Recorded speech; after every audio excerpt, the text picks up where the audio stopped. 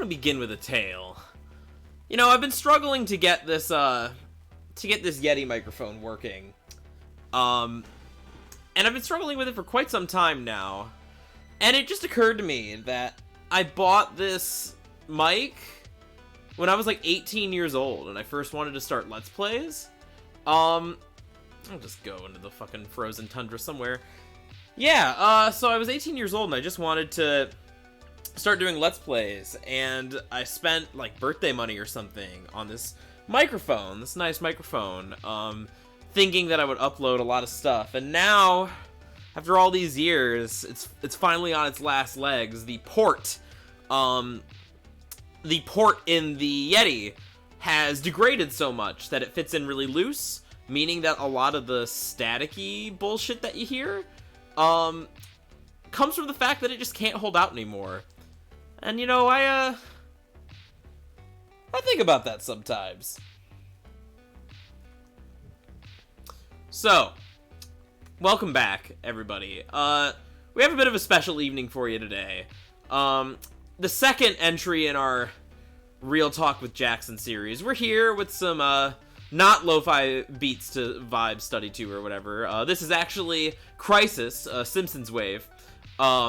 Absolutely existentially terrifying video, but I highly recommend it.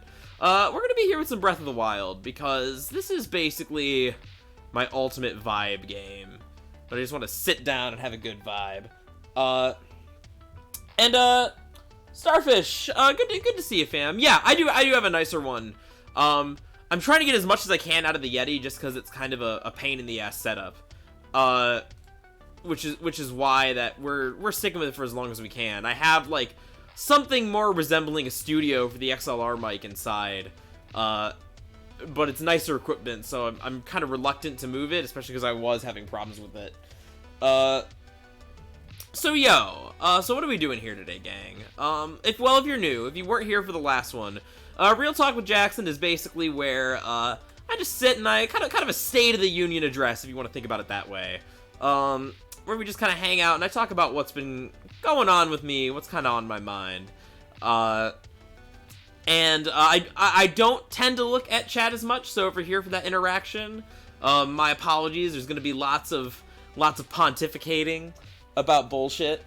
So feel free to come in and out. Feel free to have me in the background. That's why we're in the darkened gamer hut. We're just here to have a relaxing kind of time. So yeah, what has been on my mind recently?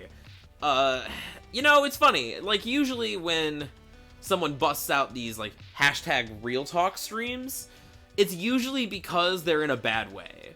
Like, something has gone horribly wrong in their lives, someone's very depressed, kind of opening up, having, like, a real heart-to-heart about it. That's not really the case today. I'm feeling pretty content, actually. It's a strange feeling. I don't know if I've been this kind of mentally stable in a long time. Like, we had a really brutal 3 years of grad school, and so now that we've kind of normalized, like, evened out in a lot of ways, it's hard to get used to. But here we are. So what have we been thinking about? Mostly, honestly, kind of my next move, where I wanted to take the channel, like that sort of thing, and what my overall goals are. The stuff that's on my mind, pretty much all the time. But I've been especially thinking about it recently because I just tried launching that YouTube channel, which I haven't like given up on, but I think I'm starting to see the flaws in my plan. So yeah, I've been thinking about the content that I've been doing, and sort of like, what can I improve? What direction should I be going in with it? Where are my strengths, generally speaking? I guess we can start with just the Twitch channel here, even though that's not really my overall, like, main focus or my main goal. Like, I'm not looking to become, you know, I keep saying it, I'm not looking to become, like, the next ninja or what have you. Twitch streaming, partially a means to an end. But if I didn't have fun with it, you know, I also say this too. If I didn't have fun with it, I wouldn't be doing it. I think that this kind of internet Web 2.0, Web 3.0 content shit, it's so hard to make work, like, that if you're not, like, committed in one way or another, or if you don't just, like, genuinely enjoy it, you're gonna lose your fucking mind. At that point, you may as well just go have, like, an actual 9 to 5, because, like, what the fuck are you doing?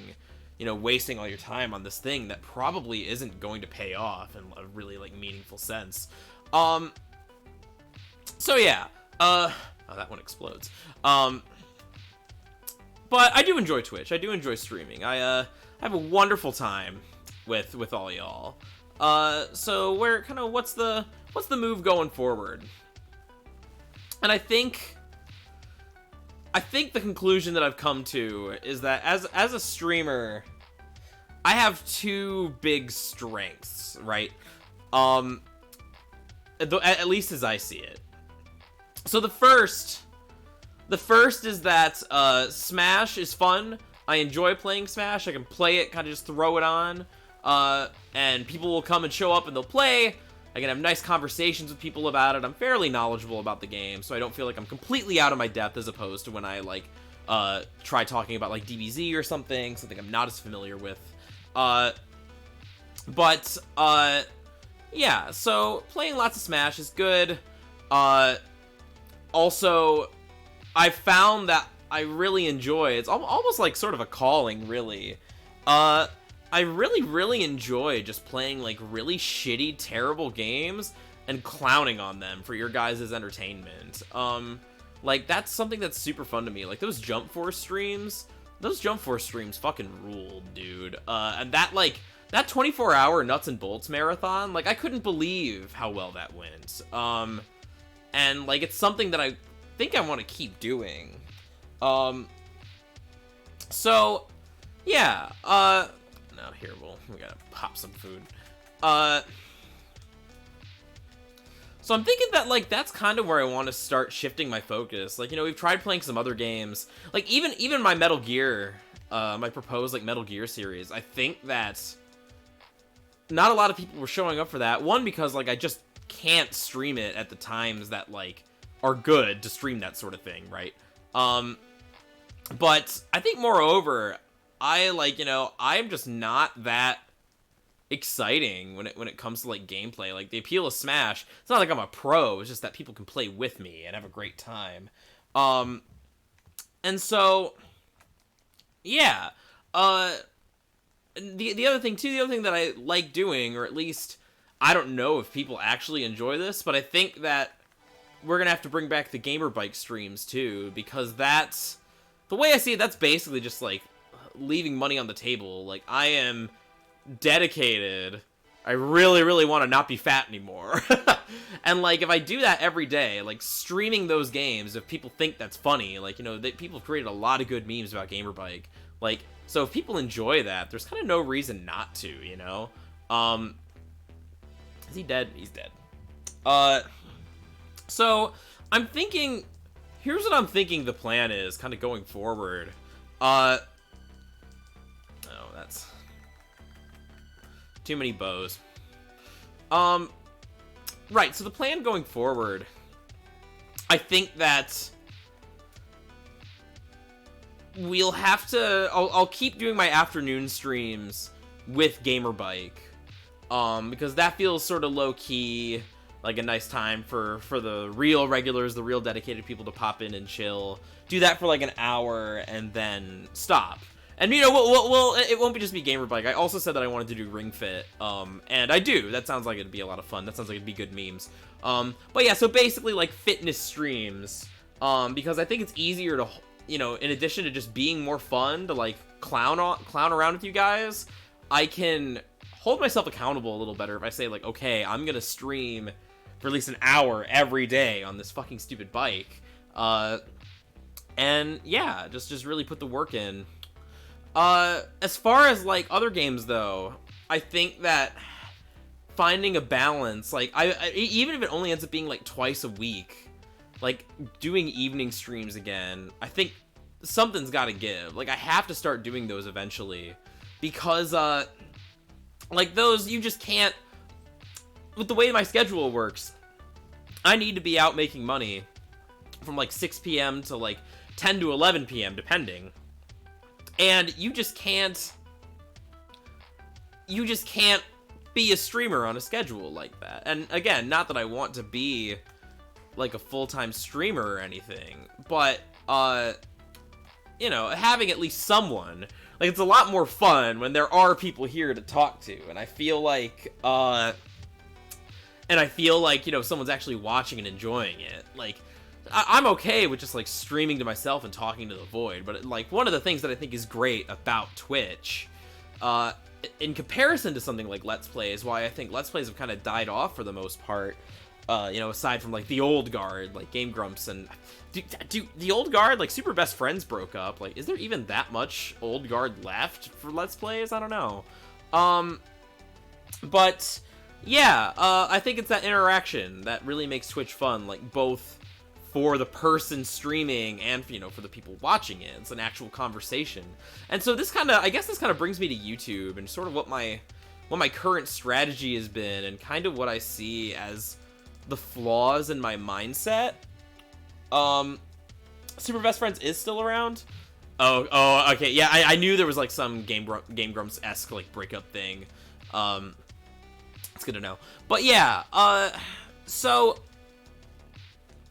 basically, with my current YouTube strategy, my thought process was this, because I've got kind of a disdain for YouTube, to be honest, despite being someone that watches a lot of it, and it's pretty heavily invested, I'd say, in the, like, YouTube sphere. In fact, I don't know if that's that unusual. I think a lot of people who are invested in YouTube as a platform, have kind of a disdain for it, because YouTube does a lot to earn that ire.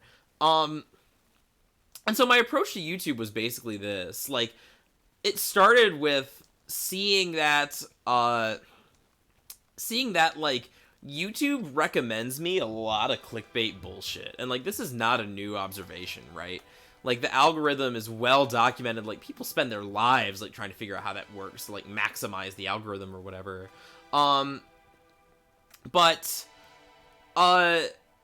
So I'd get, like, insulted. Like, you know, I'd click on a DBZ video and suddenly YouTube would recommend me nothing but, like, every power level in DBZ, like, ranked in, like, a minute. And like, I'm just like, you know that speech at the end of MGS2, that the AI kernel gives, that, like, all this junk data, unfiltered, growing at an alarming rate. Like, who could possibly wade through the sea of garbage that you people produce? That's basically how I feel about YouTube. YouTube is selection for societal sanity, except there is no selection for societal sanity. I feel very similarly about Twitter, and we'll come back to that. But, so basically my thought with YouTube was like, well, if YouTube's just gonna recommend me any old stupid bullshit, I should just be, like, shooting a load of stupid bullshit into the fucking ether and hope that, like, I can game the algorithm enough that people gobble it up. And that is part of the game. That's the YouTube meta. But when I actually, like, stopped and thought about it, and when I actually looked at what was being recommended to me, is that I made sort of a critical error in that I saw the content on YouTube I was being recommended. It was low quality, but it was not low effort.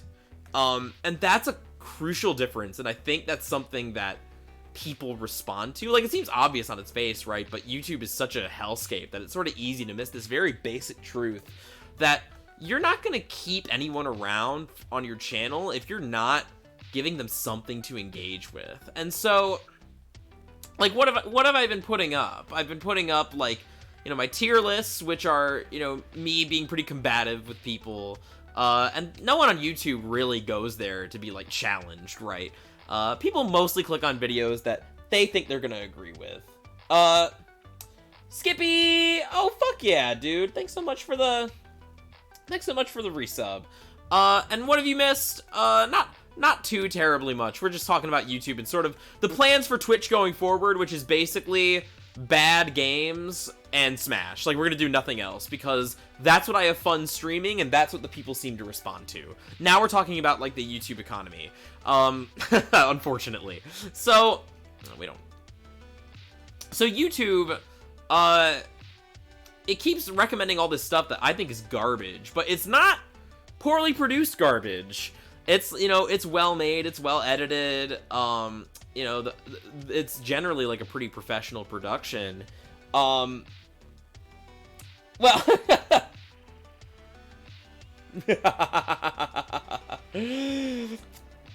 Don Juan, thank you so much, my beautiful friends. My beautiful friends here, supporting the homies. And yes, this is a new Gamer Hut angle. I wanted some of that, so I wanted to feel a little off kilter here. We're getting artistic. But yeah, no, we're not playing bad games right now. Breath of the Wild, basically, if ever you see me playing Breath of the Wild, we're doing another Jackson's Real Talk session, because I think this is kind of my ultimate chill-out game at this point. So yeah, ooh, there's a nice tree. What the fuck are we talking about? YouTube, right, so, like, I'll keep watching all this content, and it's bad. It's bad as in, like, it adds nothing to, like, a critical conversation. It's bad in that it's completely vapid. But it's not bad as in poorly produced. Like, it gives you something to look at, and there's a reason that, like, that kind of trash, like, holds people's attention. And this is sort of the rub, in that, like, you know, you can try and game the algorithm all you want, but if you're not putting 100% into it, like, people are going to notice. And that, of course, puts me in a bit of a sticky wicket, because I don't want to be, like, a full-time YouTuber either. Like, my main goal is that, like, I do have a big YouTube project coming up that, like, I want to put, like, a lot of effort to, and I really want to get people to see, but I know that nobody's gonna see it unless I have some sort of scaffolding, right? So that's kind of the problem, is that, you know, I've been firing off these stream clips, and, like, granted, some of them are good, some of them are funny memes, like that. I think there's a reason Have I Become Perfect is my most viewed video. It's the one that I had the most, like, divine bolt of inspiration on to actually make something kind of funny. And I think that shows. And so it really comes down to, like, you can try and game the algorithm all you want, but if the content isn't good, the content isn't good, and no one's gonna stick around for it. So where does that leave me with YouTube? And that, like, well, obviously, like, making all this, like, low effort trash content, like, clearly that's a waste of my time, right? Except I do have one piece of content that I consider pretty high effort. I'm not the one that primarily puts that effort in. That's one of the reasons it's been going so long. But I do consider it high quality. And, you know, that's the Horsecast, and I'm pretty proud of what we do on the Horsecast. Like, more often than not, like, most weeks, I walk away from a Horsecast recording and saying, like, you know, damn, like, that was another banger, like, another success for us. And I think that if we got the Horsecast in front of the right people, I think that people would really enjoy it. But, like, sort of the problem that we have right now is that the main, there you go, Sean, hell yeah. I think the problem that we have right now is that, like, Connor was actually telling me something interesting, in that, like, he had said, he's like, hey, I have, like, a small criticism about the Horsecast, and he's like, well, it's not even really a criticism, because it's not like you guys are doing anything wrong, but I think it's something that you should be aware of. And I'm like, oh, okay, sure, I'm all ears. And he says, like, your conversations, like, he said that, like, our conversations were almost, like, too smart, and I know that's, like, a galaxy brain, like, like, oh, man, the hardest problem we have is that we're so, like, high IQ, but that, like, that sort of intensive discussion, like, that has a very particular audience, and I don't think that's the Twitch audience. The Twitch audience is very laid back, very chill, just kind of wants to unwind and play some games and meme around, and I think that's great. That's one of the things I like about Twitch, but I think it makes sense that, like, we wouldn't have necessarily seen a lot of crossover with the Horsecast, because of that. And that's something that's increasingly brought to my attention, is that just because you're firing content, kind of into the slurry. Oh shit, alright, this is important. Godzilla. All right. While Sean's stopping out his response to what I said about that Horsecast criticism, Godzilla. Who was that dude in the tier list? I legit don't know. Watch less Rick and Morty. Wait, the Colonel? The Colonel was on the list though. I thought we ranked the Colonel.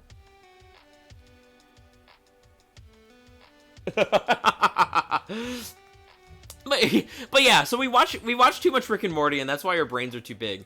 And I think that and this sort of brings me back around to Twitter, because I think that the problem is that we really got to be fishing for that like film Twitter audience. But like, man, I just see. Well, Home Slice. That's the thing, is that anger gets clicks, but it doesn't keep people, and that's the problem. Like, people on YouTube, that's sort of the meme, is that, like, you know, videos bitching about something are going to get clicks, but that's only if you're, like, using something as a punching bag and saying what people already agree with. That's the key.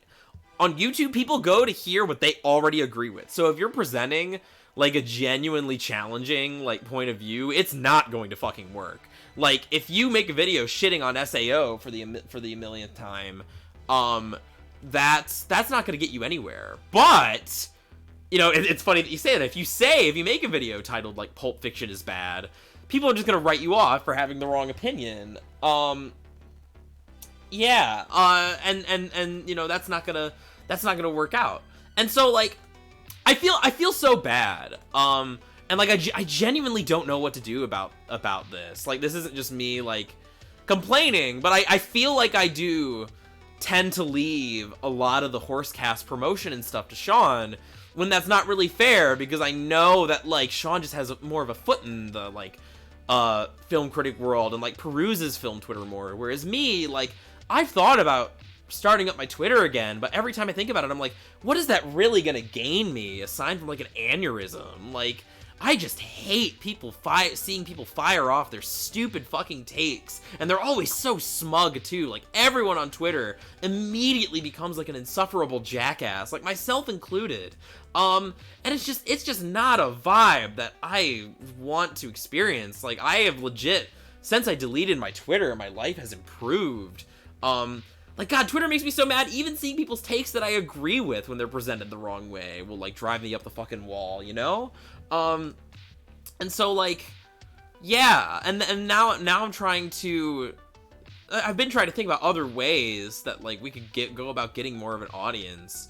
And, like, there's Reddit, but, like, really, as far as I know, the only movies are strange in that, like, aside from, like, the MCU and, like, Disney movies, like, this is where Disney has made such good business, is that they've got kind of a monopoly on sort of the franchise thing.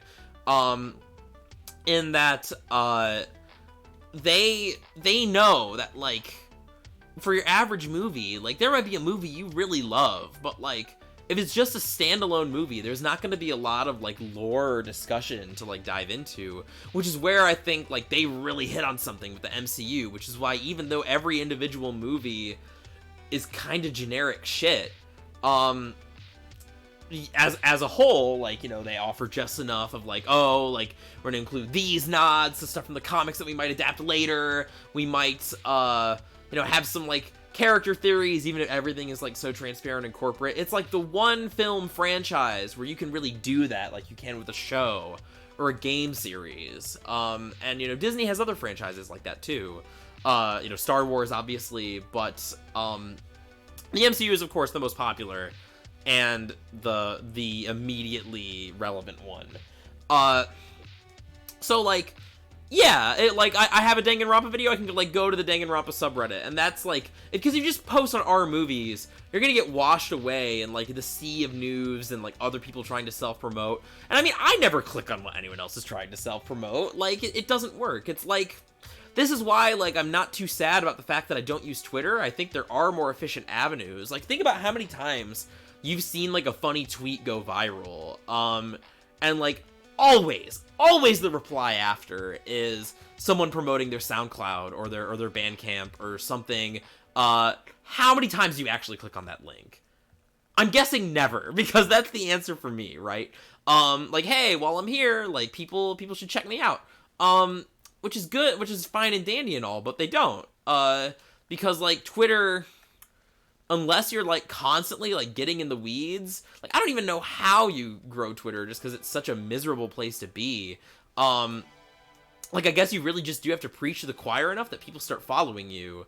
But, like, having one good viral tweet, that's not gonna do it. Like, that's just gonna... people are gonna like and retweet your tweet, and they're gonna move on. And that's sort of the problem with YouTube videos that are more, like, punchy and memey, and I think this is why the meta for YouTube has shifted so hard, over to the, long-form stuff. Because if you have a video, this is a bad example because Pilot Red Sun at this point is basically a legend. He's been doing this, like, a long time. And that's the key, is that guys like him, guys like Drill,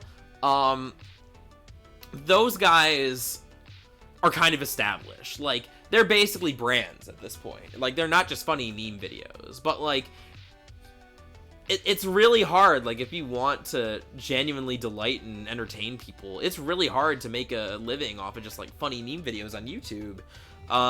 That's why, I mean, Ego Raptor used to talk about this all the way back when he first started getting accused of not doing animation before, and his response was basically, well, yeah, assholes, like, I'm sorry, I need to eat. Animation doesn't pay the bills. Like, I can spend months and months on a funny 5-minute clip that's gonna get shared around a lot, but not promoted by YouTube because it's not the content that they're looking for. Or I could make, 2 Let's Plays a day, still entertain just as many people, get just as many views, and, be done with it. And, that's why Game Grumps completely overtook Ego Raptor's animations. And that's actually really tragic. Like, I would not want to be in that position, and that, like, to play the YouTube game fully, to commit, is basically to say that you need to have, like, you need to act like it's a full-time, like, corporate job. And at that point, if I'm not having fun making the content, then I'll just take the corporate job at that point. YouTube is way harder to be successful at than, like, making a reasonable living. Making a reasonable living, just having a normal job, like, if you're qualified, Wood.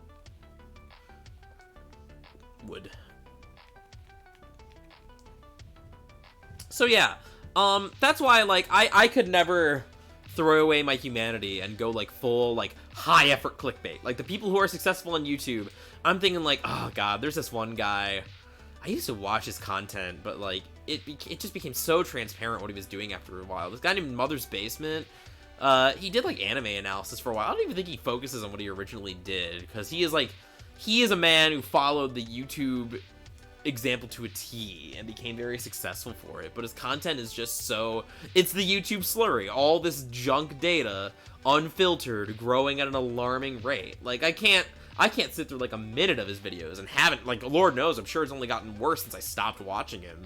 Like, that was very quickly where, like, I found him, I enjoyed some of his videos, very quickly he went down the clickbait hole, and I never watched him again. That was back in, like, 2016. So heaven knows how fucking terrible it is now. And so, like, where does that leave me? It leaves me in a strange position, in that I have a very high effort project that I'm about to put a lot of my time into, and there's no easy path forward to create, like, scaffolding, to try and unite, like, my various interests of, like, the horse cast, of the, like, gaming stuff, of my writing stuff.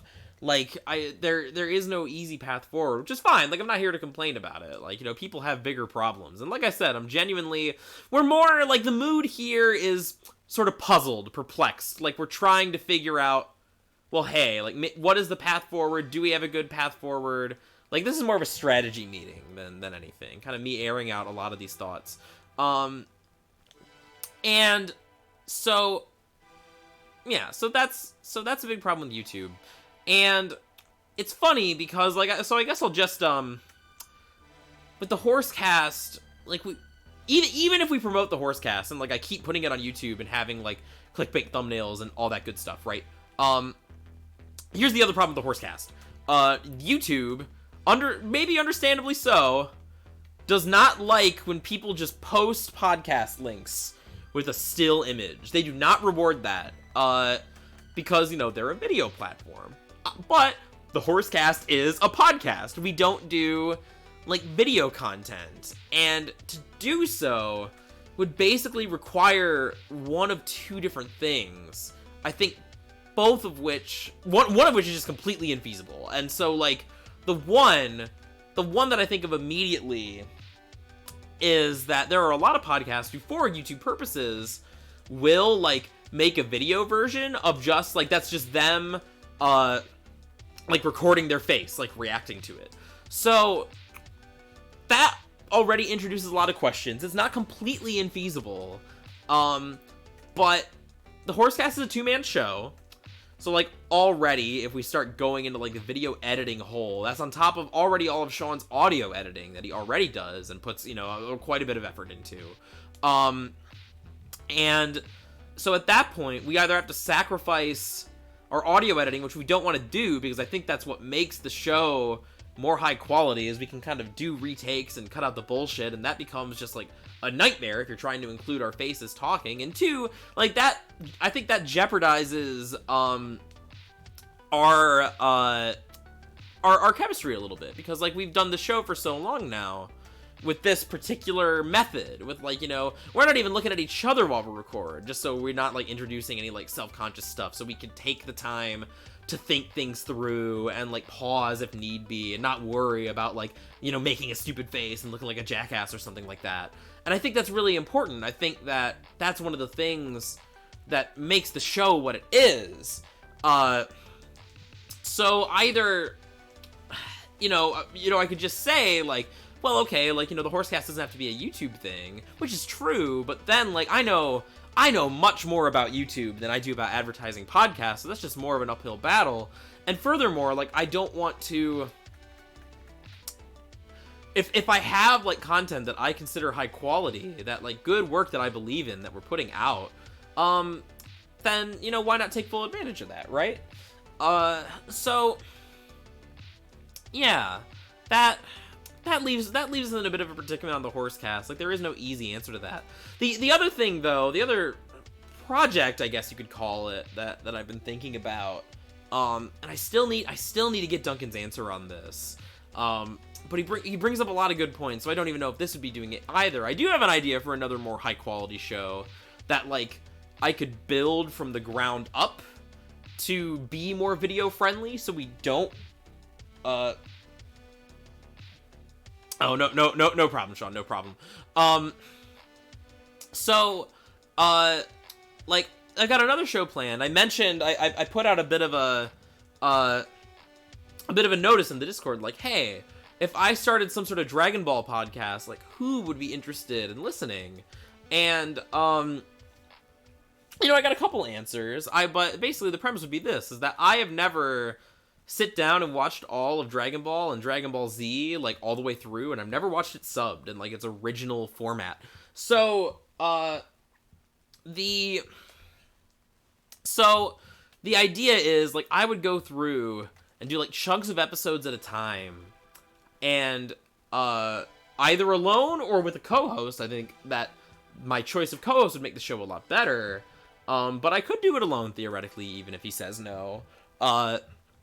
Is that, the idea is we would both watch through the whole series together, starting from Dragon Ball Episode 1 to DBZ, like, you know, finale, from Bulma to Buu, and, you know, just talk about it, and just, you know, pick off, like, I would kind of play the role that Sean does more on the Horsecast, like, I would orchestrate the episodes, I would, you know, decide what chunks, since I'm the one familiar with the series, and if I had a co-host, the idea would be that my good friend of the show, Duncan, my dear cousin, he's a big weeb and, you know, very interested in, like, Japanese culture more generally, and so he might, because Dragon Ball is such, like, a fixture, of not just like weeb culture, but arguably like straight up like Japanese culture at this point, that like he could at least get something out of it, even if we have to suffer through like 9 hours of Frieza fight, like badly animated Frieza fight at one point or another.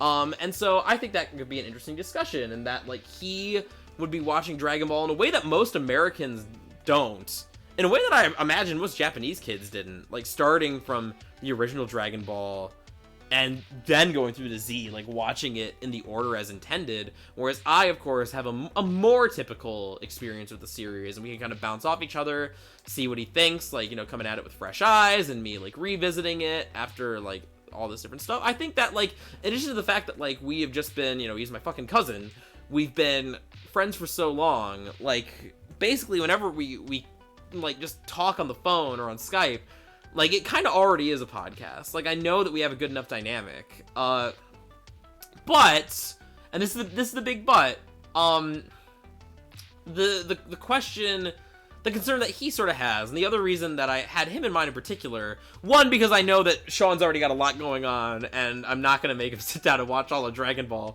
It's hard enough to wheedle him into watching fucking JoJo for the Horsecast every once in a while. Not that I don't understand why. But the other problem with that is that, you know, Sean's just a busy guy, and we have our own show, and like, you know, I don't want to ask too much of him. So, you know, this would be a different dynamic, and I think that Duncan would just get more out of watching Dragon Ball than Sean would. Again, as someone who's more of an explicit kind of like weeb sensei, like interested in Japanese culture, like all that bullshit.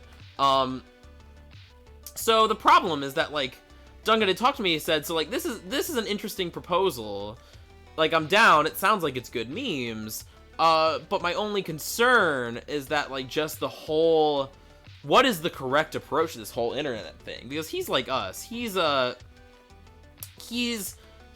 game designer, he's got a game out now, it's called Mournful Sword, you can play it on Steam, I think it's pretty dang good, you know, obviously I'm biased, but still, that was also sort of the other thing, is that, like, hey, like, I remember when I first showed Mournful Sword off on stream, like, not a lot of people were that interested in it, and,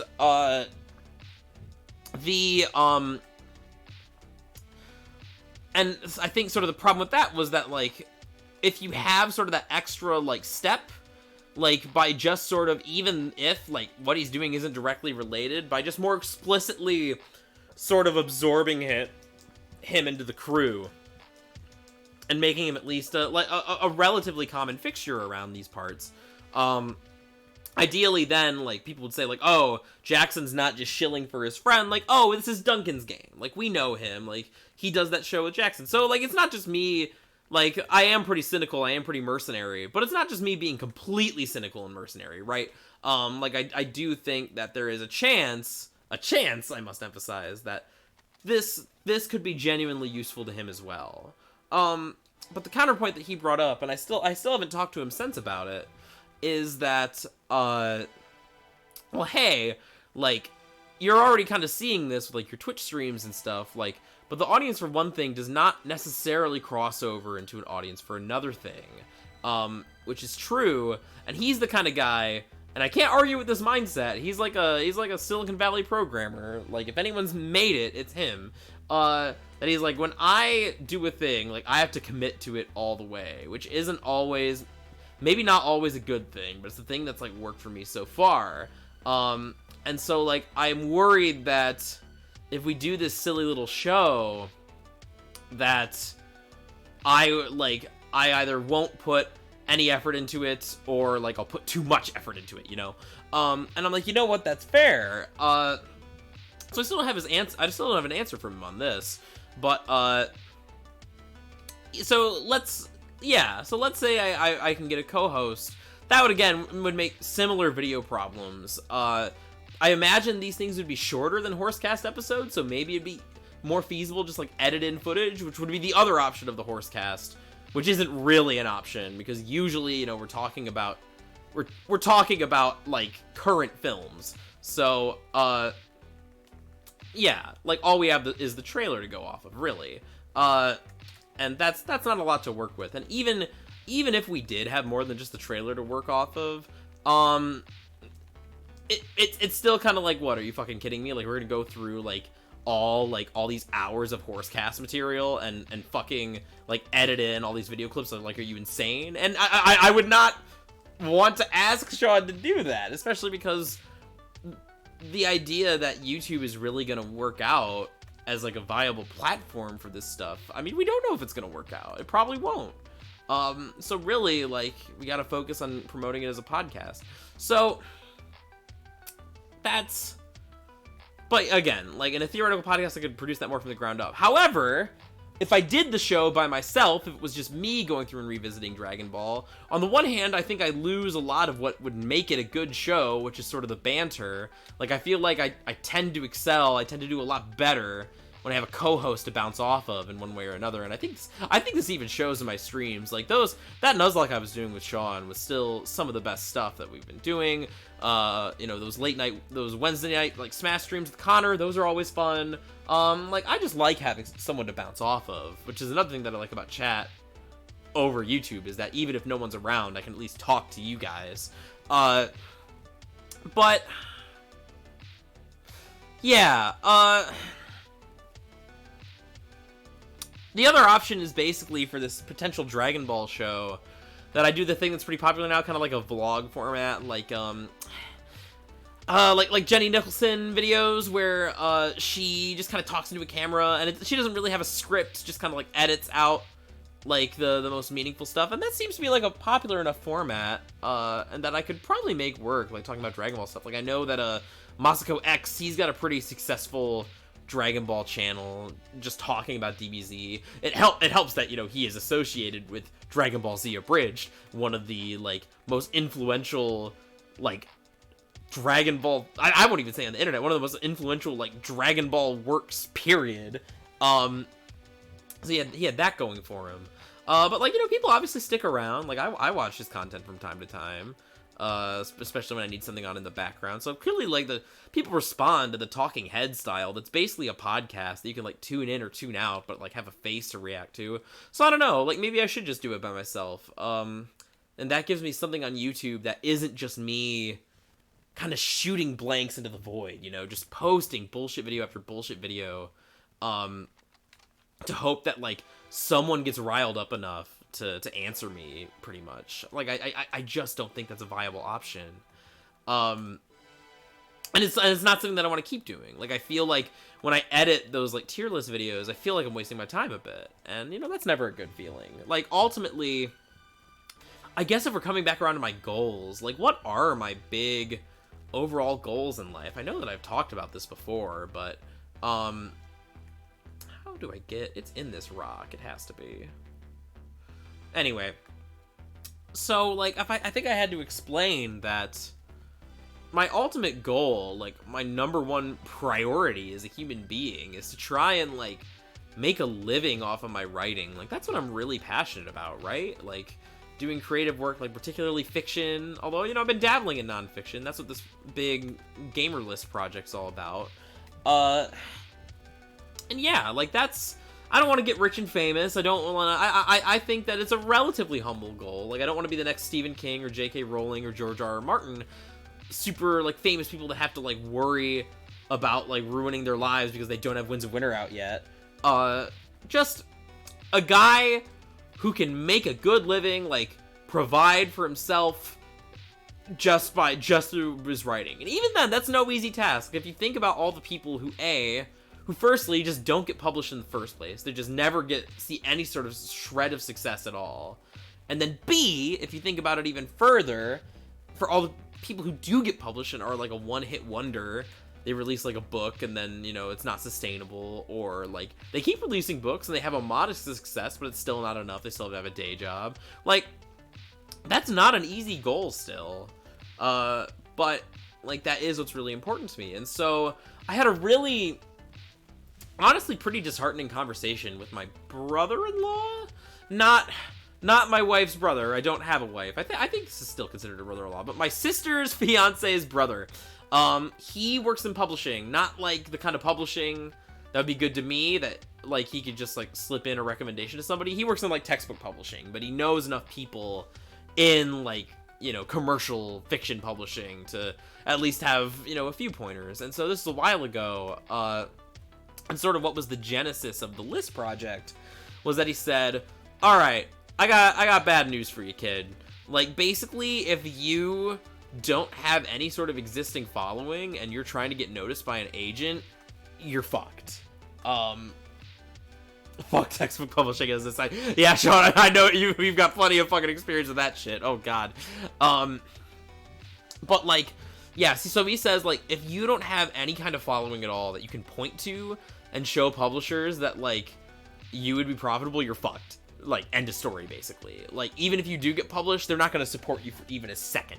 And that's the shittiest thing, is that, like, it's not that a publisher of a novel serves no purpose in this day and age, but it's become increasingly less so as all the advertising money that should be going to help, you know, like, newer writers, like the people who need it, all that's going to Stephen King and J.K. Rowling, like the sure bets, which sucks. It fucking sucks. And this is kind of the crux of YouTube, right? What's the best way to be successful at YouTube, or Twitch, or anything on the internet, really? Well, it's to already have a following. How do you get a following? Nobody fucking knows. Nobody knows for even a second. All right, get the fuck out of here. This little shitbag. Do I have any ancient arrows? Yeah, I do. Eat a dick, dude. Omae wa mou shinderu. Yeah. So, what the fuck are we talking about? Textbook publishing. Right. So, with, it's the same thing with publishing. Like, the only way forward is to know someone or to be someone, which sucks. It fucking sucks. It sucks. It's bad.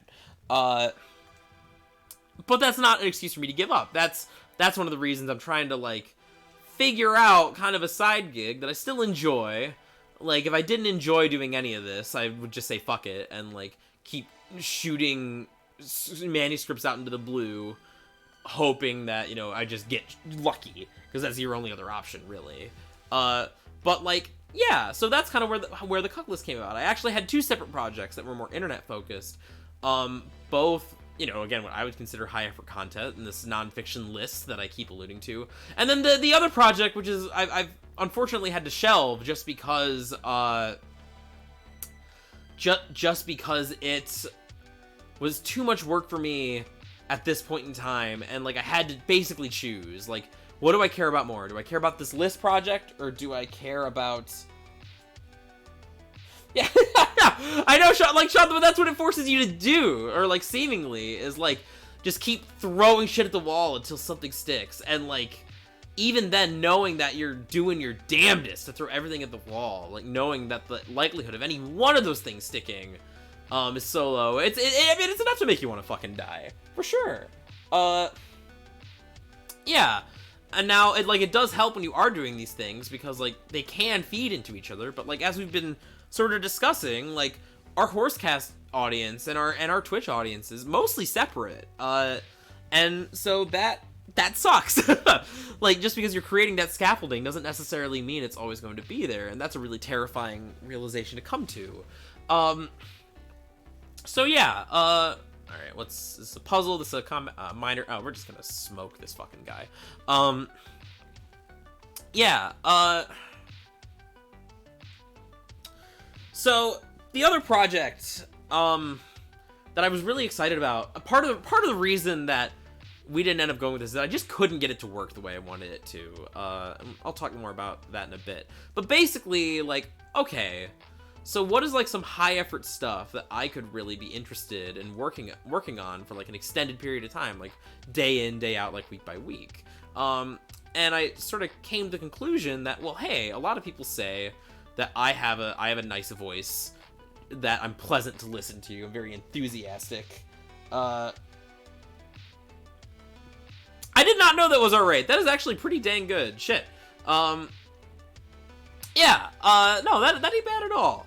500 a month. Wow, that is actually more than I thought. Yeah, I hadn't been keeping up with what the numbers were. But that just goes to show you that it's so hard to leverage that into something else, and that even if, like, the Horsecast is relatively successful, like, you know, how do we monetize it being on the Patreon? I don't fucking know. How do we get those viewers to jump onto our other things? I don't fucking know. Yeah, that sort of thing. But that other project was a serialized story, and I don't want to go too much into the details because I think that this is a concept, at least, that I want to revisit eventually in some form or another. Maybe not as a serialized podcast, maybe not as a, like, because I wanted to try getting back into acting too, is the thing. Like, I used to enjoy doing, like, drama, and so this would allow me to, you know, have some tape if I ever wanted to try doing, like, narrations and stuff, which is still true of the List project, just less so, where I'd be playing kind of different characters and having to come up with different roles and come up with a nice, like, compelling voice for the main character. But the idea was, like, the main character is this 30-something, like, shithead, you know, degenerate bartender, who's a depressed, horrible person, and on an eve of a particularly bad night, his, like, childhood imaginary friend slash, like, favorite, like, drawing, like, his OC, comes to visit him, and is his guardian, basically, as all of his other, like, childhood drawings come to life and try to murder him. And I think that's a fun concept. I think you can do a lot with that, but I just, like, I couldn't get the tone to work. I just was having a hard time with it, which is why, well, hey, like, I have written 2 of these list entries. Everyone really likes those. We're gonna stick with this shit. Yeah, I mean, the list can be... Oh, shit, can I... No, I don't have wind yet. That's fine. But yeah, the trouble with the list, though, it's just been such a long process. Like, I've just been replaying games for the past year. And I'm only just now barely almost done. I just gotta get through Witcher, and then I feel like I can finally start working on it. Because I have a methodology, and I want to stick to it. Because that feels like if I don't stick to it, that's, you know, that's defeating the purpose of the list. Even if I feel like the list is pretty much finalized at this point. Like, Witcher might come and surprise me still. But I doubt, like, Mario Party's getting on there. But, you know, I gotta play them both. I gotta see it to the end so I can say that I gave everything my all. And the frustrating thing with that is that, like, it's a really good project I'm excited about, but when people ask me, like, what have I been writing lately, I don't have much of an answer for them, because there's just so much legwork I have to do with this particular project. Now, the other thing too, and this is more my fault than anything, is that I should be doing more. Speaking of promoting what I already have, I should be doing way more to try and get my novel that I've already written published. That thing has been cooking for so fucking long. I, like, never want to see it again. And yet I still find myself, like, having to make edits to it, making, like, promotional material to try and pitch it to agents. Miserable stuff. Miserable fucking stuff. But I'm doing it. I finally just, the other day, I finally just looked at the long list of, like, odd jobs that I had to do that weren't, like, on a weekly basis, and said, you know what? No, we have to just do this, because every second that I don't try and get my, book published is another second I'm kind of letting my dream die. And again, it's a lot like the Horsecast. I think I have something good. Hell, fuck it, I know I have something good. I have read much worse YA novels than the one that I've written. Like, my character arcs are more coherent, the characters themselves are more unique. I'm not saying it's, like, the greatest book in the fucking world, but it's certainly better than a lot of the garbage I've seen on store shelves. YA can be very derivative, and I think that I have a book that will be appealing to what people want to see that isn't necessarily just the same old shit over and over again. And yeah, so that's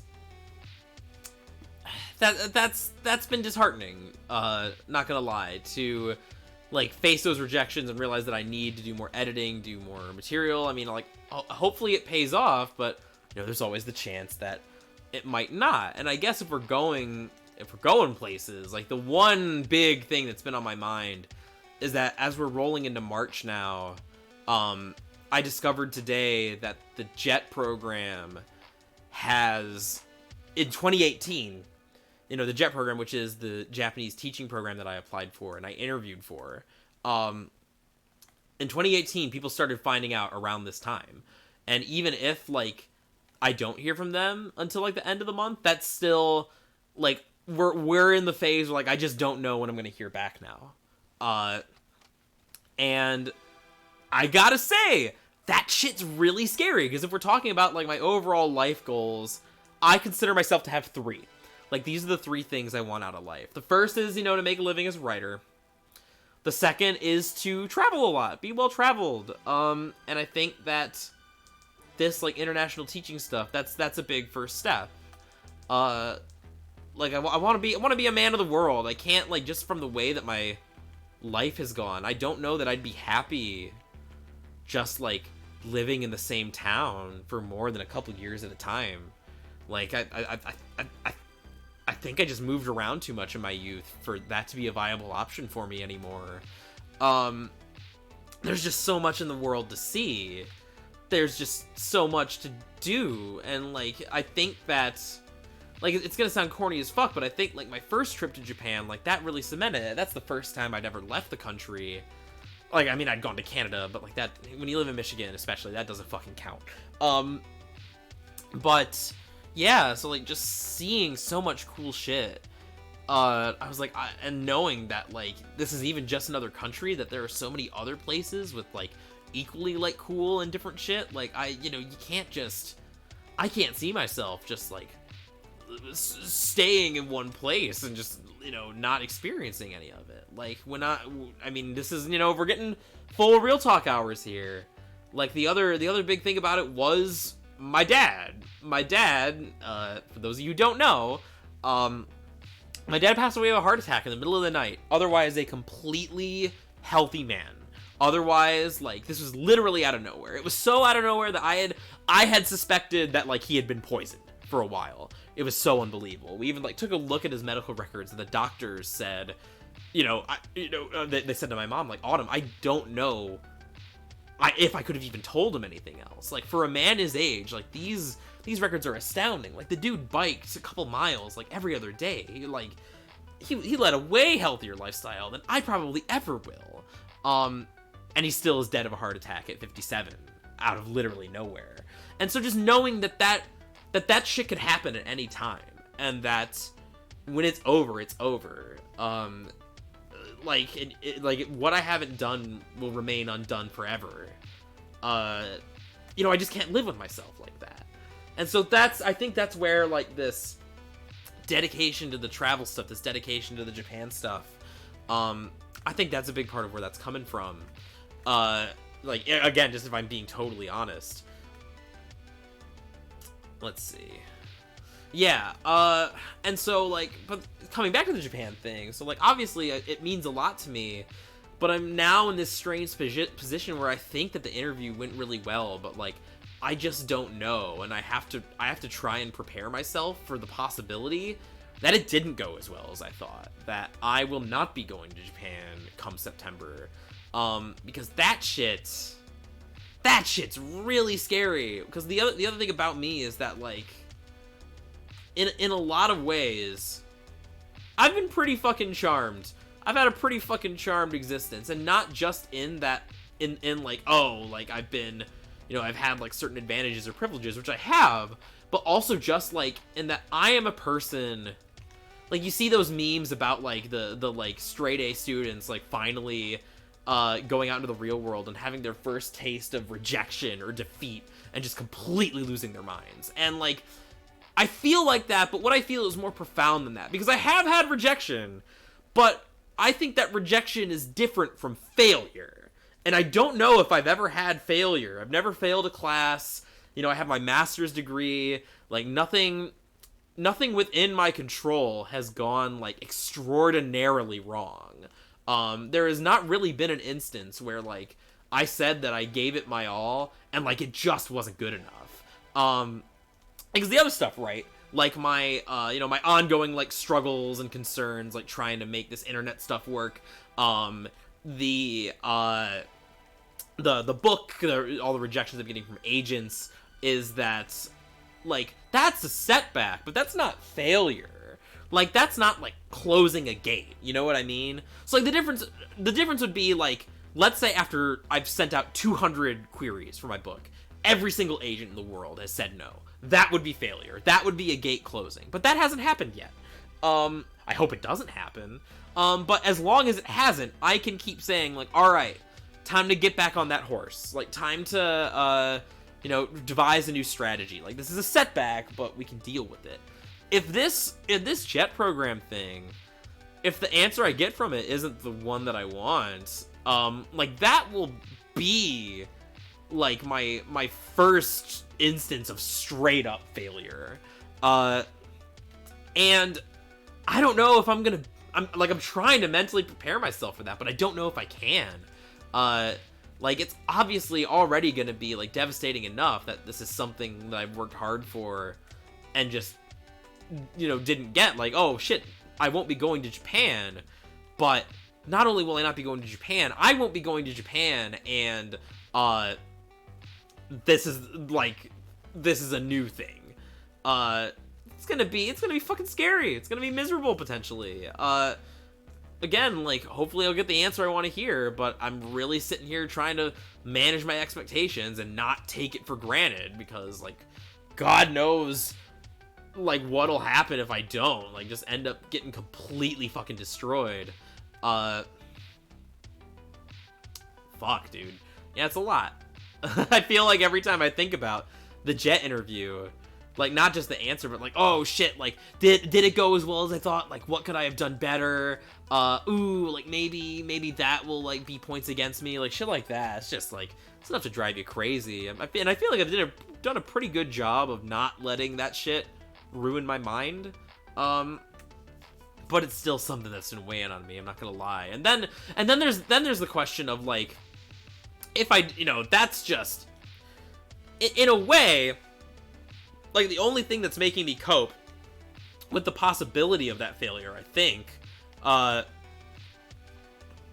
is that there are, like, other options. Like, it's not completely over. Like, okay, like, sure, it's not so bad, but, like, at least, like, then I can maybe put more effort into, like, these, into these concerns of, like, my internet content and stuff. Like, maybe, like, take a new approach and really do my best to make that work. But, because the other thing about that is that, like, if I go to Japan, how do I, like, now that, me and my pals here, me and the posse, that we built up, like, a small group of people who are entertained by us, who like watching us, but, like, in an internet world, especially with the kind of content that we're all currently doing, like, that's a pretty fragile thing.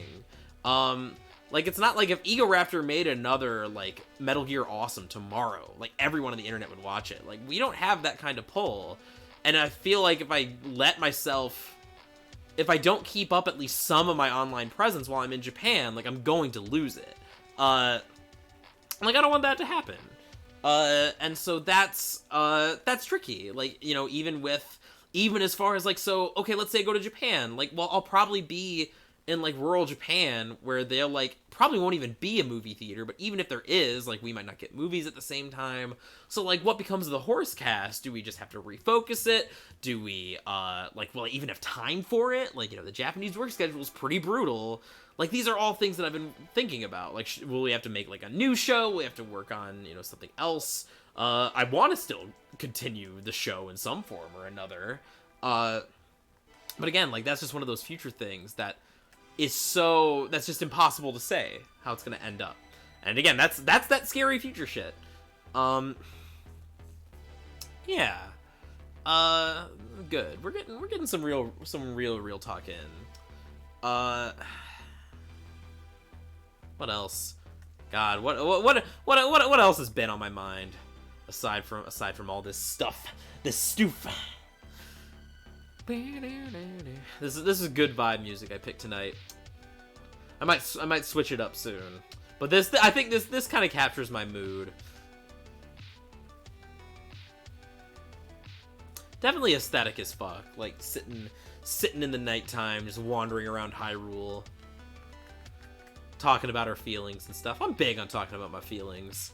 I'm a feelsy kind of guy. What can I say?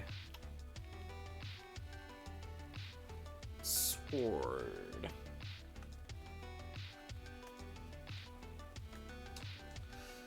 I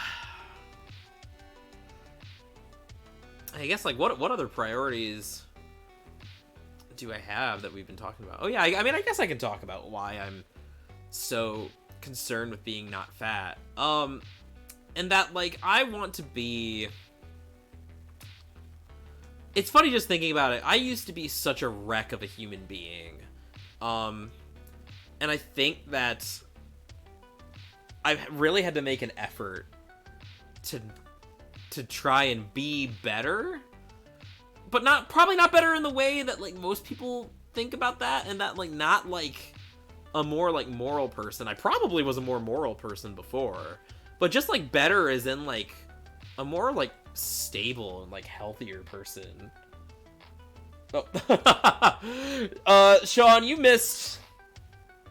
Oh yeah, I'm doing fine, fam. You missed some hella existential dread. I was talking about, if Japan doesn't work out, like, having to confront, like, real failure for basically the first time in my life, and all the implications that'll bring, and how even if I don't fail, and even if I get what I want, that'll still create like challenges to overcome, like not losing what little ground we made here, like trying to see if we can still make the horse cast or some like successor show work while I'm in Japan. But no, where I was going with that though, is that, like, if we're talking about just like what's been on my mind recently, is that after going a little crazy from the grief, like I think now I can reasonably say that, like, I have come out on the other side of that a different person, and I think overall, like, at least a more content, like, happier person. Not that that sounds super fucked up. Not that I'm, like, happy that my dad passed away, of course. Like, nothing. I just got done seeing fucking Onward. Of course, I would love to speak with my dad again. But it's more that, like, not having him around anymore forced me to confront what I don't like about myself. And, like, all the, like, yeah, I meme a lot about, like, beta and, like, soy boy and, like, all that stuff. But, like, to some extent, like, at least, like, those are not things that, like, I value, that, like, I don't fall in with the kind of, like, incel ideology, but I think for what it's worth, like, I do think that as a person, like, I was such an anxious wreck that, like, I never stood up for myself and let my mind be my own worst enemy. And all that other stuff that, for lack of a better word, we can call beta! Like, I was really letting a lot of that stuff hold me back. And I think that, yeah, and I think that just as a person, like, I found a genuine sort of confidence that I've never really had.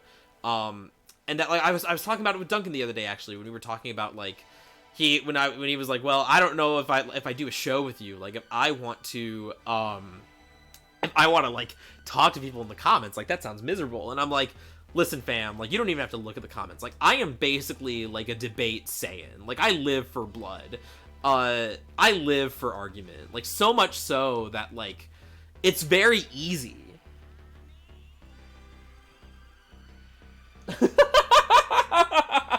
Oh man, Glitch, thank you so much. You get my sincerest gratitude. You get the warm feelings in my heart. But thanks so much for subbing for 6 months, buddy. I really appreciate it. Yeah. So, but yeah, like, so I feel like I've done a lot of work, just mentally on myself, and I think that I'm in a pretty good position for once, in a way that I have not felt since, like, before high school. Like, just the, like, I'll tell you what it was. Like, here's the secret. I don't even know if Connor appreciates the full extent that, like, this became, like, a legit, like, inspiration to me. Is that I remember one night, after I had gone out to the bars, I'd been stood up by some girl on Tinder for, like, the 10th time. and I was getting so frustrated and pissed off about it. And Connor just like, he put a hand on my shoulder and was just like, brother, you remember that episode of King of the Hill where Boomhauer goes to the shoe store to try and hit on ladies, and like every single one rejects him until the one doesn't? That's Tinder, dude.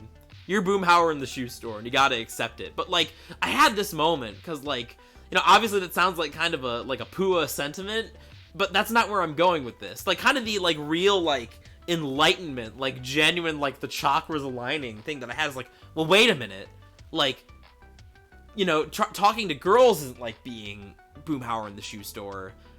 Life is being Boomhauer in the shoe store. Like, you really just gotta like fake it till you make it. Just act like a Chad until you are, and like just keep putting yourself back out there, and really like really not letting yourself get too bogged down in other people's criticism. I'd say like not give a shit what other people think, but that's not true. Like, you should. There is definitely, I think that one of my strengths as a human being, in fact, is that I am pretty reasonably open to criticism, and that like I genuinely, you know, call it the Saiyan blood in me. Like, I genuinely want to keep improving and be kind of the best possible version of myself, like whatever I think that might mean. So like, criticism can be valuable, but like it has, you know, it has to come from the right people, it has to come in the right context, like so otherwise, like if someone's like dissing me on stream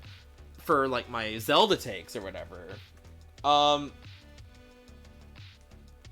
finished Clank Legacy. I want to talk about game design choices. My friend thought I was just salty I lost. No, I mean, I get it though, Glitch, because I feel similarly sometimes. It's not even so much saltiness, it's just that like I love a good spirited debate. Like, I love like really putting myself to the test. Like, I really do compare it to DBZ, and I think there's a reason that show's been so fucking influential to me, because that show is like all about self-improvement, and like, you know, a lot of people will watch it, will do it and become like gym rats, but I see the like self-improvement stuff is just like further beyond than that, you know. Yeah, and so, but yeah, like that Boomhauer in the shoe store comment, like, what is YouTube? It's being Boomhauer in the shoe store. You're just putting up videos, hoping that some of them will stick. What is Twitch? It's being Boomhauer in the shoe store. You're, you know, doing content, you're doing different kind of streams, hoping that eventually, you know, it hits with someone and they follow. What is publishing? It's being Boomhauer in the shoe store. You're putting out constant, like letters, like queries to try and get someone to, you know, finally put on that shoe and, you know, go out with you. Like, it really, like, ever since I've adopted that mindset, I have, I have just been so much more at peace with myself, and have so much more of this genuine confidence that I never would have had before. Like, I feel like whenever I question or, like, doubt myself now, it's, like, a reasonable doubt. Like, there's, like, well, hang on, like, is there something I need to consider? Whereas, like, literally anything anyone said could, like, completely derail me, and be like, oh god, like, maybe I am stupid or, like, an asshole. Like, sometimes you do just have to, like, look at the YouTube comment saying something stupid and just go, nah, fam, fuck you. You just gotta be confident enough to do that sometimes. And so, like, as far as, like, working on myself, I think this is why I want to get the gamer bike streams back going, is that, like, I feel like, you know, mentally I'm overall in a pretty good place. Like, there's still some shit I gotta work on, of course. You know, who doesn't have, you know, their own struggles or issues. Don't worry, Sean, I did it. But, like, you know, overall I'm better than I've ever been, which is a good start. You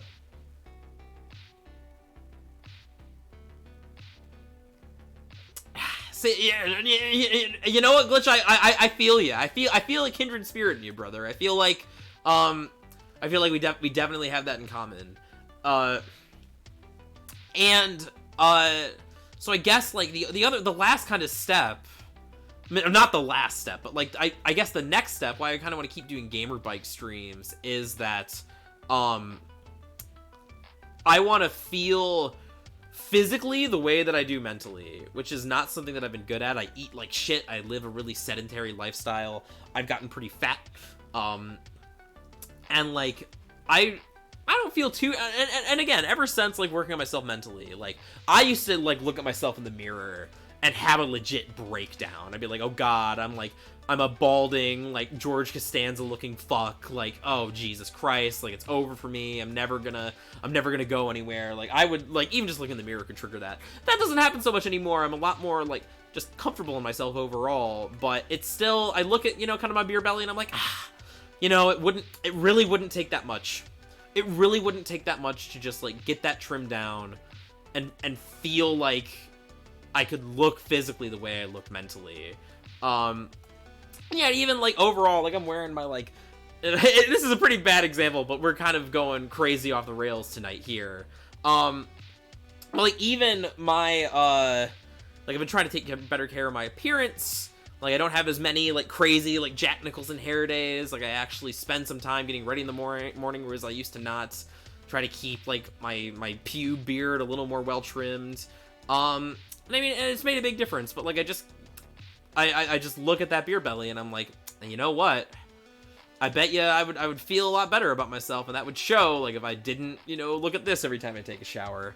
And I guess, like, that gets into my overall, like, last goal, and I guess, you know, this is Real Talk Hours with Jackson, so fuck it, like, let's do it. Because, yeah, like I said, I think I generally overall have 3 big, like, life goals. Writing career, traveling, and, Lurv is the last one, which is sort of funny, because I've been talking about, like, oh, man, I'm gonna go, like, full Chad, and, like, try and, like, pick up chicks at bars, like, and, like, that's fine at all, but that's mostly because, like, in the moment, I'm in, like, a weird transitional space where, like, I'm not in the position to, like, have a real relationship with a person. And it's something that I miss. Like, that kind of cozy feeling. I know that, you know, not to, you know, dig up dirt or whatever on my previous relationship. I was just talking to her today, actually. She's doing very well, and that makes me happy. But, like, so even knowing, it's such a weird feeling, like, knowing that romantically, like, me and Haley, especially in hindsight, like, we were just never gonna work out long term, even if Japan wasn't an issue. We just saw the world too differently, and we're just in such a, like, bad space for that sort of thing. But man, like, then I think about those evenings, like, where it's February, I'm in Marquette, and we've been completely snowed in. I, like, stayed over at her house, and, like, I wake up in the morning, and we literally cannot leave because there's a giant snowbank, and we spend the rest of the day just, like, in the same room, like, baking cookies and, you know, playing video games and like, you know, getting warm. And, like, that's the cozy shit that I miss. That's the nice shit that I miss, and it's something that I would like to have again. And I think that's another thing that I've been talking about with some of the self-improvement stuff, because it's not just that, like, we're talking about my own failings. It's not just that, like, we weren't really we were never going to work out for each other long term, which, I mean, I think is true no matter how you slice it, but just that, like, personally, like, before we met, I was such a wreck, and then, you know, in the middle of our relationship, my dad died, and I had to reckon with that. And so, like, when I find myself in a position to maybe have that again, like, I kind of don't want to fuck it up, you know? Like, I want to look good, I want to feel good, I want to be content with myself, even if, like, I haven't reached my dream of being a, you know, fully, like, full-time author. Like, that's, they say that, like, they say that you can't really have, like a content relationship that if you're not content with yourself, or rather, if you're seeking relationships as a way to try and fix yourself, then, like, that's not gonna work, because you're still, at the end of the day, when you're alone, you're still trapped with your own thoughts. And I think that in the past, I've definitely been guilty of that, of, like, well, you know, if I can just, like, you know, have a nice relationship, that'll be the key to all this. And of course it wasn't. Like, I still had my own work to do. Yeah, so I don't know, it's strange. Like, yeah, this is the kind of stuff that's been on my mind, but I haven't been feeling bad at all. I mean, well, except when I'm thinking about, like, the prospect of failure. But that's Again, the difference is that old Jackson would have spent every waking moment thinking about the jet program, whereas at least now I'm able to function. I think it also helps that in terms of the great financial crisis that we've been discussing time and time again, that's stabilizing. Slowly but surely, you know, we're building up savings. I've got a good DoorDash schedule going. I've been making a decent amount of money every week, you know, and doing it on my own schedule too, which is really nice. We just have to figure out the best way to accommodate the rest of the stuff that I want to do. But yeah, it's definitely been good that I've been prioritizing that stuff, so I don't have to. It's been helping shit with my mom too, because obviously she was not thrilled at sort of my my position, and that caused some tension. But yeah, that shit's gotten better. So, I can't. Speaking of George Costanza energy, I can't put this fucking apple in here.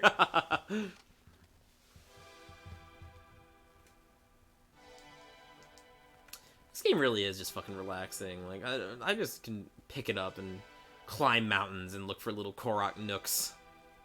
This is good shit. Definitely deserves that number 25 spot, baby!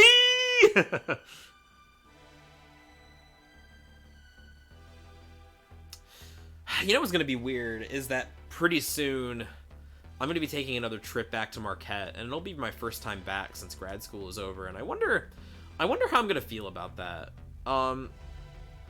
Because I tend to struggle. I think this is another reason why, like, I feel like I can't stay in one space for too long.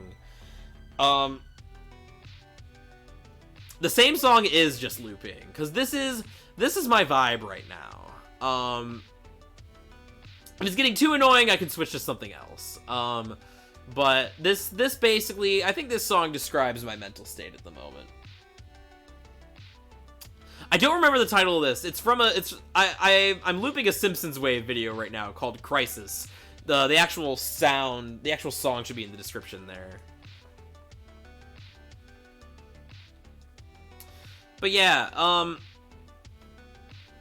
like I tend to be a nostalgic sad boy, less so as time has gone on. Like it was really bad before, like when I lived in Livonia and then moved to fucking Medina. And, you know, there was a very clear, like, you know, when I was in high school, my life was divided very clearly into a before and after. So that's less the case now, but, like, I've been all over the fucking place, and so I found that even now that it's just kind of the reality of being home again, this is less the case. But I definitely felt it when I first moved back home, that kind of like melancholy of like, this is wrong, like I should be moving on somewhere new. And even when I'm going to like visit friends, which is usually what I'm doing, and I always have a good time, but like those moments, those like in-between moments where like we're still making plans, or like I have to go do DoorDash runs or something, never messed with Sunday, fits the mood. Alright. We might switch over to that one in a second then. I don't know how long we're gonna go with the real talk stuff here anyway, but we're just gonna go until I run out of steam. But yeah, even like visiting Jacobo, you know, when I go back to Metro Detroit, or like my grandparents, like I always feel a little like, this is wrong, like I shouldn't be back here. Like even Columbus a little bit, which is less so because, you know, I'm always like seeing people whenever I'm visiting there. But again, just like those downtimes, and sometimes I do it to myself. Sometimes I'm like, let's go hang around in Thompson Library for a bit because I have a few minutes. And like, oh, wait a minute, I wrote an entire book here, but this is not my life anymore. I think I have a tendency to kind of expose myself to old wounds. I think I am a bit of an emotional masochist. Let's just try and yeet ourselves over this wall. Yeah, we'll see how this Marquette trip goes. I've said before that I don't think I could ever go back there, but I know that, like, if I don't go back now and see some of my old friends, some of those people I'm never going to see again. Which is, I mean, it's not a great thought. It's not a great feeling. Yeah, that's the better outcome.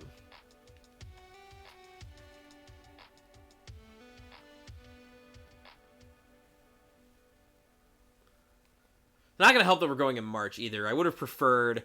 I'm kind of timeline-wise, I'm kind of bound by when my spring break is when I teach, which happens to be March, unfortunately. But yeah, like maybe I'd feel differently if I had a nice like UP summer to go back to or something. But no, I mean it's probably gonna be snowy and cold.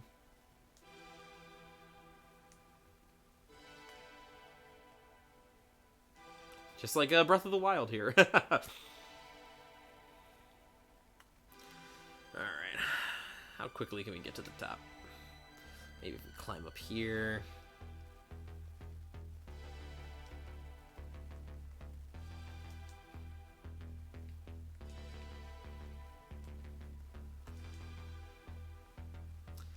Yeah, I don't know. What else has been on my mind? Oh, we're just getting too real. I love getting too real. It makes people uncomfortable, which makes me think that there's something wrong with me. But, it's something wrong with me that I can accept.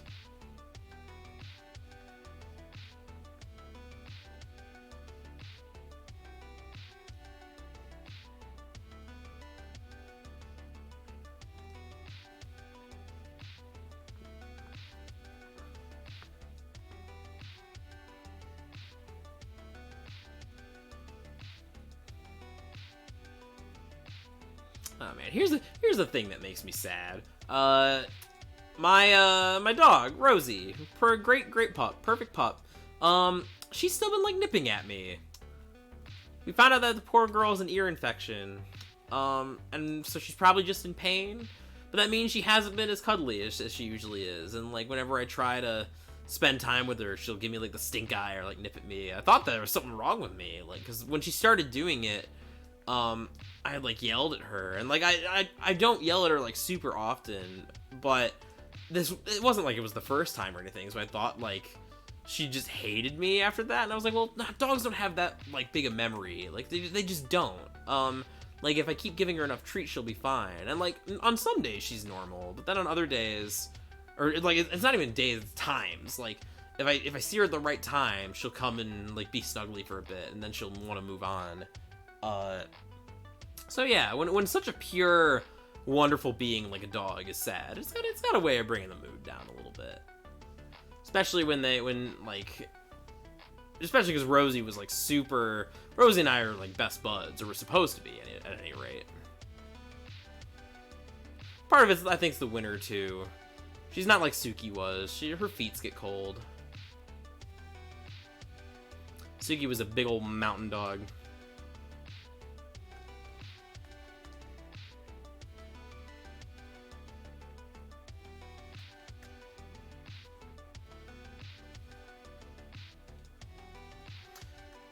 I really could just wander around the fucking world. That's what makes this game so great. Even if there's a lot of like micro level flaws, just the feeling of being in this space. I don't know if there's another game quite like it. Ha! There's Sean playing Ni no Kuni. We found a little Yiga clan camp.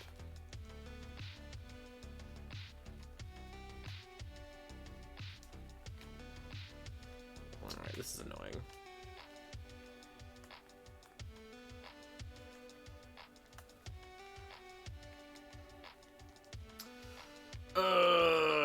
Master Sword. Where's Zawarudo?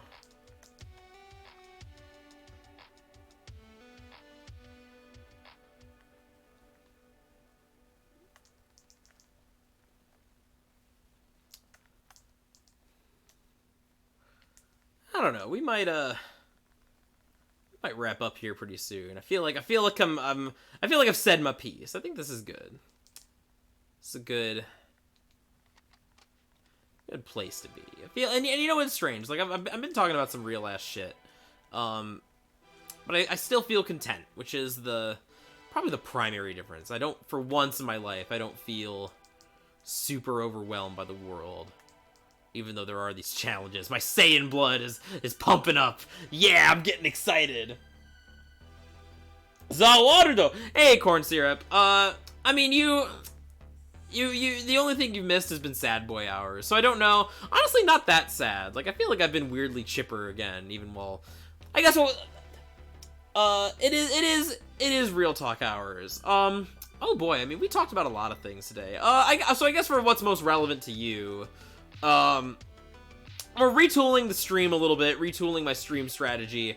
I found that notwithstanding Breath of the Wild, which I think if we ever do more of these real talk stuff, which I mean we might once in a while, I feel like it's good to air sort of my concerns and what the strategy is and all that stuff. But as far as stream stuff, basically, I've deduced that really I'm only good at two things, and I really only super enjoy streaming two things. Unfortunately, I feel like I can get a lot of mileage out of those two things. So Smash is going to remain a regular fixture. I enjoy playing Smash. I enjoy talking about Smash. I enjoy talking about the things adjacent to Smash. So Smash isn't going anywhere. We're going to be bringing back Gamer Bike to try. Another thing we've been talking about is kind of like my life goals, and one of those is to feel better about myself physically, since I do feel better about myself mentally. So Gamer Bike streams, plus Smash, plus maybe some Ring Fit, that's all coming back.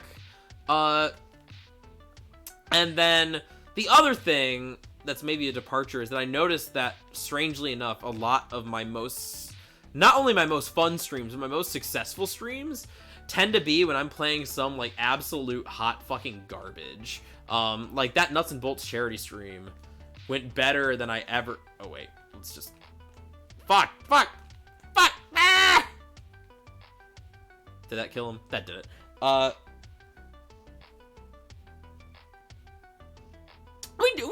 We did talk quite a bit about figuring out what to do with life and how to, like, confronting failure and, like, trying to have confidence despite that. Like, yeah, I mean, we definitely talked about some real shit today. Yeah, Gamer Bike's coming back, and, like, so the Banjo stream, that was hilarious. People tuned in for that, and, you know, I thought that was going to be a one-time thing because it was charity. But then when I played Jump Force and had, like, 15 people tuning in, and I had a great fucking time with it, just, like, dunking on this shitty game, I think the path forward is clear. I think we need to play more garbage. So I think for my non-Smash streams, my non-Gamer Bike streams, and we'll do more like regular Smash lobbies as well, just because I think that a lot of people can't tune in when I normally do Gamer Bike stuff. But we're gonna be doing some more regular lobbies with that as well, and I'm gonna try and have a more normal schedule, which since I probably won't be able to have one this month because I'm going on a few trips. I'm going to going to Columbus to see some boys at the end of the month. I'm going to Marquette pretty soon. Yeah, so there's a lot of stuff going on that I don't know if I'll be able to hold myself to a schedule super well. But it'd be nice to be able to post, like, get a sense for when people can tune in. You know, Corn Syrup, that's very tricky, actually. Because yeah, that's... Ooh, yeah, I know quite a few people in that situation, and I sympathize, but it's hard. That has never been me. I've always been very goal-driven. Even if I don't know what the best way to get to that goal is, I can always articulate it pretty clearly. So that genuine sense of directionlessness, yeah, that's a problem a lot of people have. And I guess, like, I should just be thankful that, you know, I'm not one of those people. That's, I guess, one of my few strengths is that, like, I always feel like if I don't know what the path forward is, I can figure out a path forward to try relatively quickly.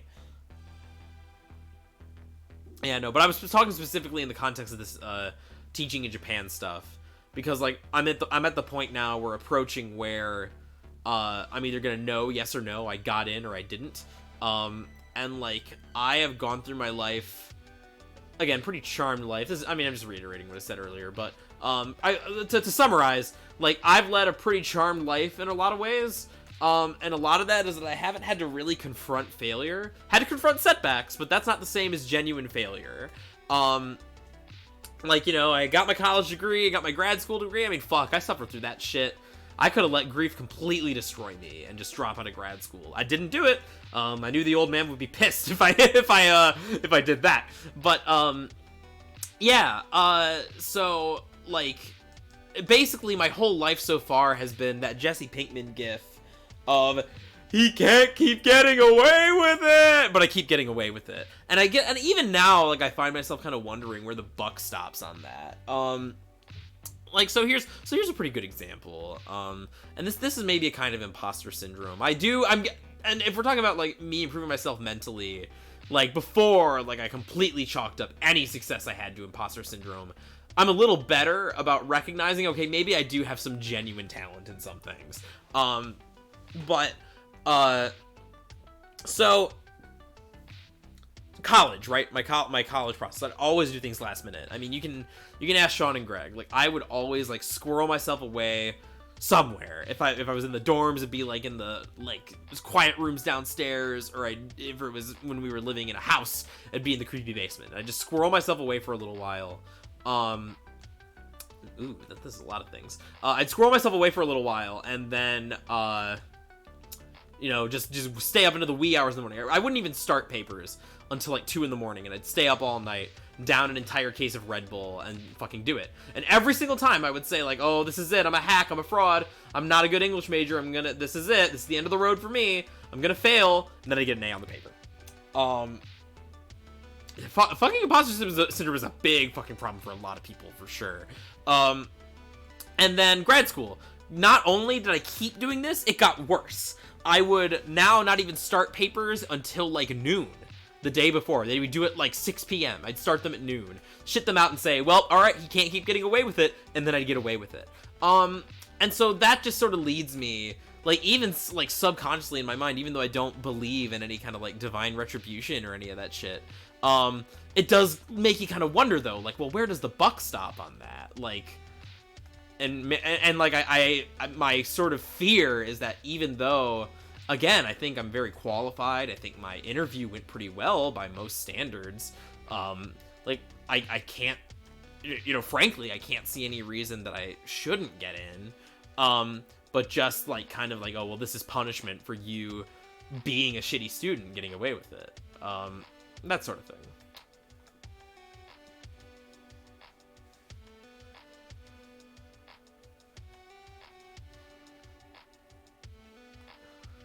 And yeah, and then when that other shoe does finally drop, like, is it going to totally destroy me? Which I'm hoping the answer is no. I'm thinking that, like, this is the real test, and that, like, I've been talking a big game about, like, how I've improved my mental situation pretty dramatically, but that's going to be the big test. Like, not if I go to, like, everyone's like, oh, if you go to Japan, like, how are you going to deal with being lonely? Like, man, like, this is basically just, like, this. It's basically the same shit as, like, that first year in Marquette where I had, like, no friends, just, like, sealed myself in my apartment. Like, I found a way through that shit. Like, I'm not scared of that. Maybe I should be more scared of that, but I'm not. What I'm really scared of, what's going to be the real test, and how, like, far my character development, I guess, for lack of a better word, has come, is going to be, well, okay, like, if you don't get into the JET program, what then? Are you just... will you rise above, or will you die like a dog? Like...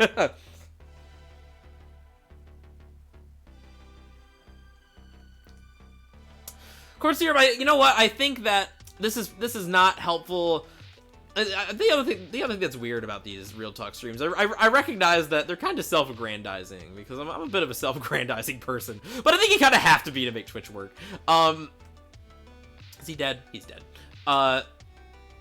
So yeah, one thing that the mindset that I'm trying to increase, I think that the downside of being such a goal-focused person has been that, like, I haven't appreciated the little things as much, and I've been getting better about doing that. Like, before, I had only one goal, and that was, like, finish my book, or, whatever I was doing at the time. Like, one goal, that's it, to the expense of everything else.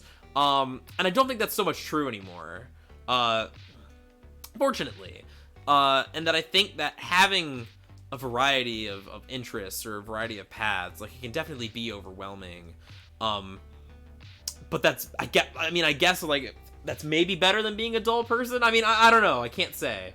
Again, it's not it's certainly not an enviable problem to have.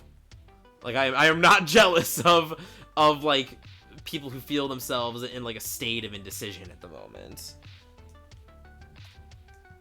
Or, like, finding themselves in flux. Because the only real flux that I'm kind of in right now... Who is trying to... Oh. Fuck you, dude.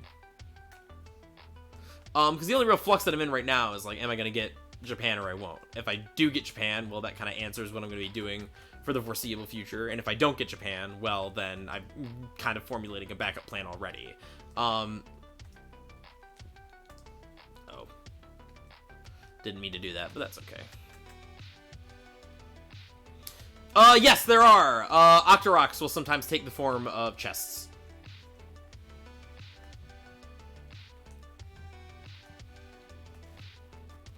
I wonder if I kill this guy, will that give me a treasure up there? Probably not. It doesn't look like it. Now what's over in this hole? Oh, quite a bit of stuff. There's the Bokoblin camp. Rusty shield.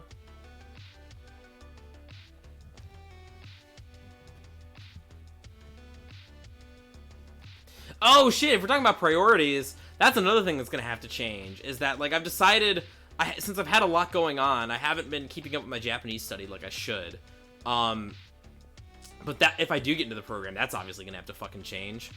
If I can't speak the language to any degree, I'm gonna be totally fucked.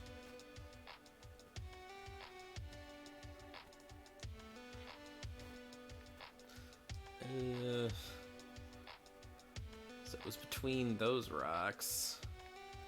Do I just... This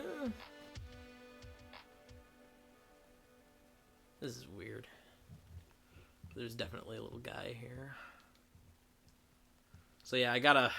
Whatever schedule I make is gonna have to accommodate for Japanese study. Oh, I can knock boulders around. Heh.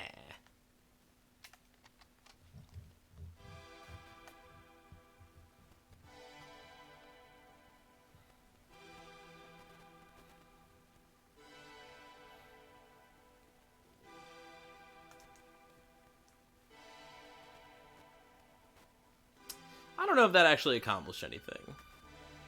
In fact, I'm certain that accomplished nothing.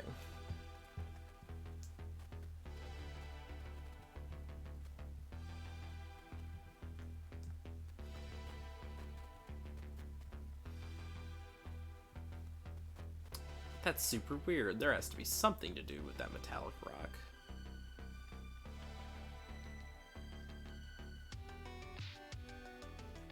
Is that a sign?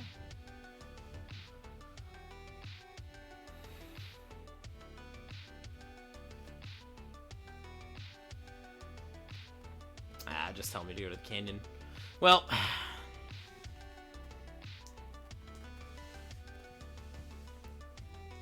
guess that's my sign to quit. Well, gang, for those of you who've been around to listen to my spiel, thanks so much. I really appreciate it. Oh shit, Josh has been here. Hey bud, how's it going? Yeah, like I said, this was a stream that was mostly for me. Yeah, I still haven't made that YouTube link. That is, speaking of concrete steps I can take. Yeah.